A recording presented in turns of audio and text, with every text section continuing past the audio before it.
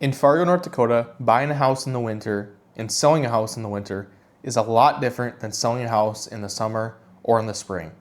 In this video, it's going to be a little bit different video. We're in October right now, coming up on November and these cold months.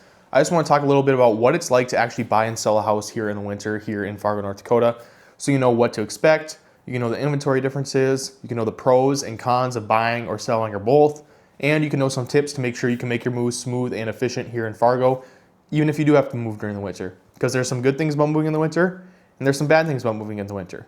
The same as there's good and bad things about moving in the spring and summer here in Fargo.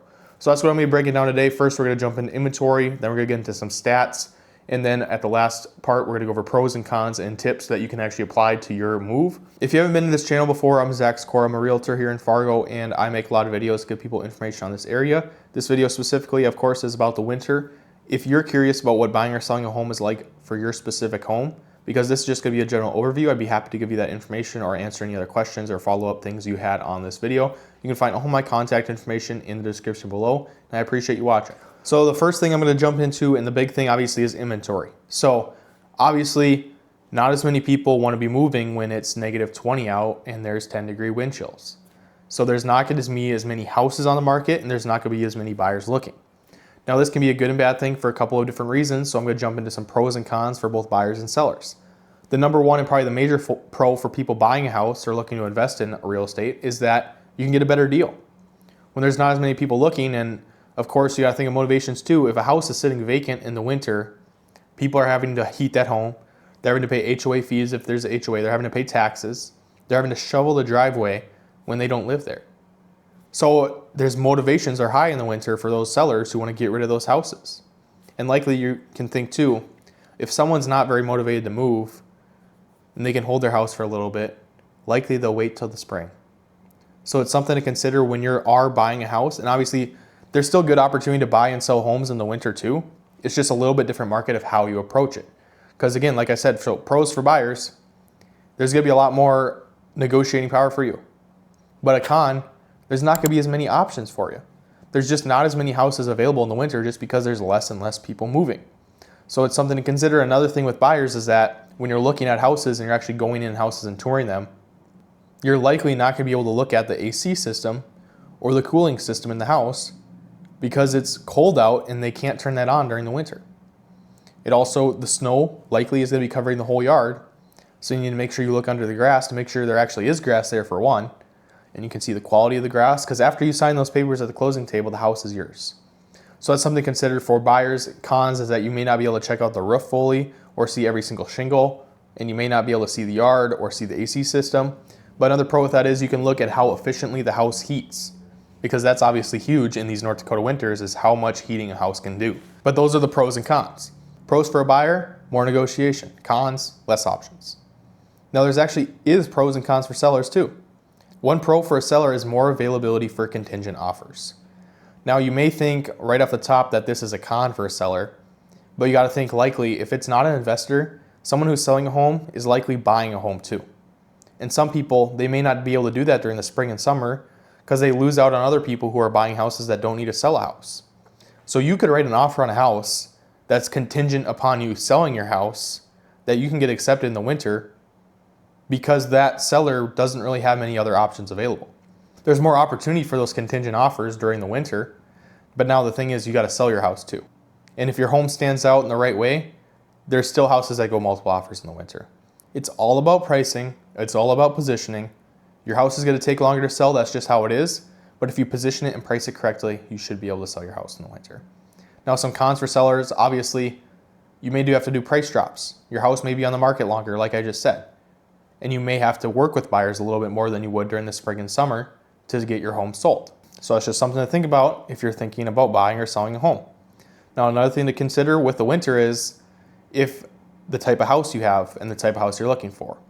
So if you're someone who's looking to retire, you're looking to downsize a house, you're looking for something that's slab on grade, all on one level, a lot of those people are down in Arizona during the winter, and a lot of those people don't want to move during the winter.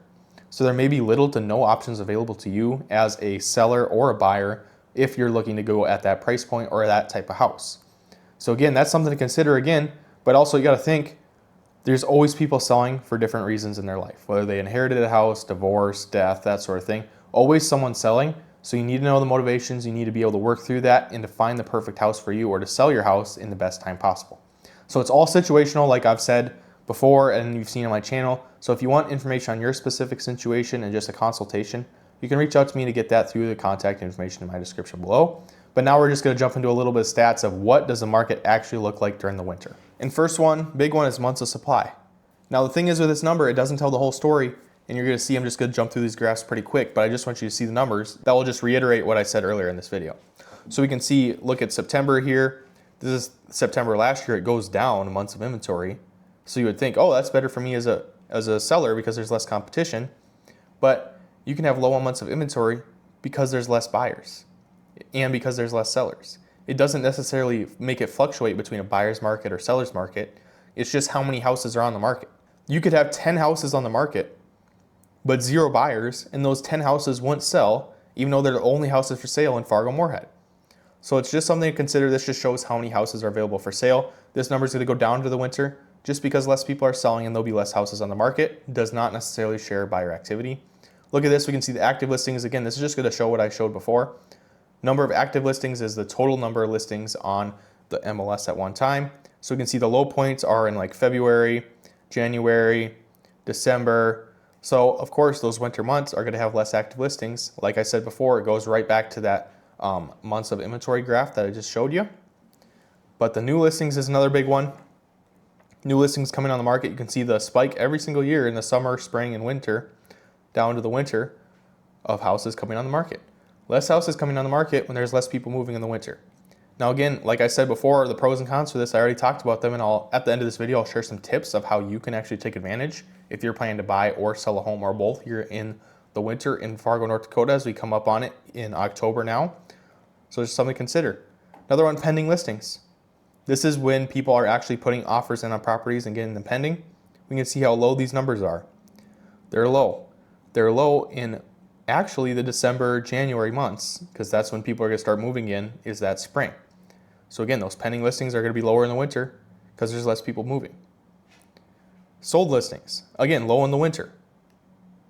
All this graphs, they're all the different types of things, sold, pending, active, total active, that sort of thing. But they all show the same exact thing. Less activity in the winter, more activity in the summer. But there's still houses on the market in the winter, and there's less of them. But that doesn't necessarily mean that all of them are selling. So with all those stats, again, it's just something to consider and something to know if you're going to buy or sell in this real estate market in the winter. It's going to be different than the spring and the summer. Doesn't mean it's a bad or a good time. Just means you need to know that before you buy or sell a home, and that's something you should be able to talk about with your realtor before you actually start that process. Next and last thing is just a couple tips for you if you're buying or selling. Buying, obviously, be aggressive a little bit. Go after some houses, maybe a little bit higher and offer low. Be smart about it though, be reasonable, but you can go a little bit more aggressive because these sellers in the winter, they're putting on their house on the market to sell. They just don't want it to sit there all winter. So go after the house you want and just go get it. Next with sellers, and this is a big one, have your home staged and have professional photography online. Now this is something that I provide as a part of my listing package when selling your home, but the houses that don't have this versus the houses that do have this are substantially on the two sides of the spectrum between available houses, good houses, people houses are desired in versus they're not. Because everybody starts their home search online, so you need to do this, but also with that, you need to price your home the right way. Because if you price it the right way, there's still buyers looking in the winter. You want to drive up those buyers to look at your home, and it may take longer to sell. But it's just something to consider. Have professional photography, staging done on your home. Make it look awesome for buyers looking at your home. And if you're a seller looking to buy too, don't be afraid to write a contingent offer. That's my tips for you if you're buying a home, selling a home, or both. I hope you found this video informational or helpful to you. I know it was just kind of reiterating information I said in the beginning, but if you have any more questions on anything with the Fargo-Moorhead real estate market, all my contact information is in the description below. Thanks for watching.